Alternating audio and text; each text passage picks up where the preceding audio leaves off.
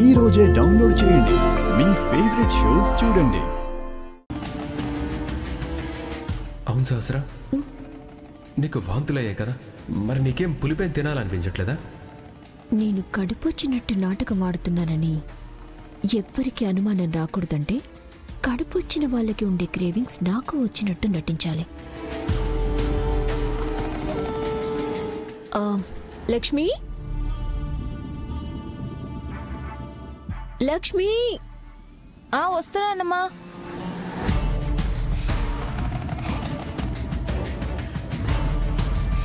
ఏంటమ్మా పిలిచారు? లక్ష్మి, నాకెందుకో ఈరోజు బాగా పులుపు తినాలని క్రేవింగ్స్ ఉన్నాయి. పుల్లటి మామిడికాయలు, చింతకాయలు అలాంటివి ఏమైనా ఉన్నాయా?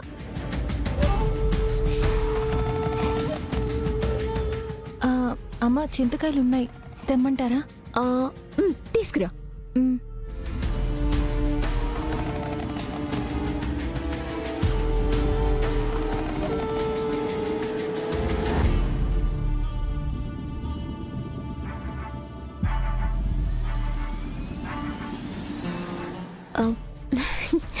ఇదిగోండమ్మా.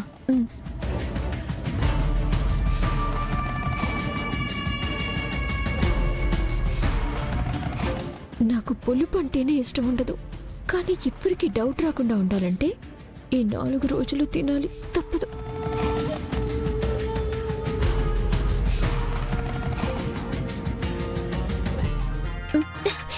అబ్బో, ఏమైందమ్మా? ఆహా అనబోయి అబ్బో అన్నాను. ఎంత బాగుందో! వామ్మో, ఇదేంటి ఇంత పుల్లగా ఉంది? అనవసరంగా తెప్పించుకొని తింటున్నాను.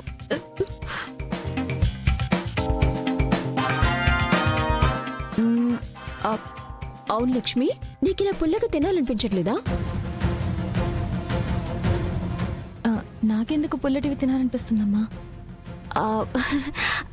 అదే నాకు అనిపిస్తుంది కదా, నీకు కూడా అనిపిస్తుందా అని అడిగానంతే. లేదమ్మా, వేవిళ్ళైన వాళ్ళకే పులుపు తినాలనిపిస్తుంది. ఓ, గర్భవతైన స్త్రీలకి తినాలనిపిస్తుందా?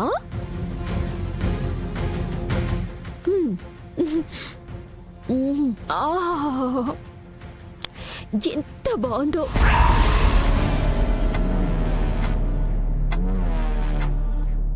అదేంటి, దీనికి పుల్లగా తినాలనిపించాలి కదా. దీనికి మొన్నే కదా సరోగస్ చేసింది, కొంచెం టైం పడుతుందేమో. సరే లక్ష్మి, నేను తింటాలే, నువ్వు వెళ్ళి నీ పని చేసుకో.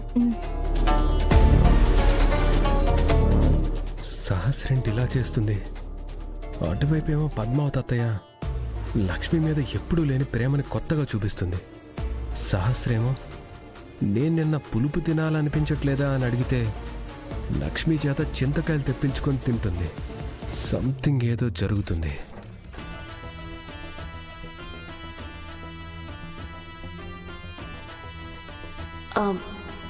అంటే బావా, ఇంకా ఆ క్రేవింగ్స్ ఏం లేవు నాకు. నా ప్రశ్నలకి సమాధానాలు దొరకాలంటే సహస్ర విషయంలో నిజమేంటో తెలుసుకోవాలి. ఎంత బాగుందో!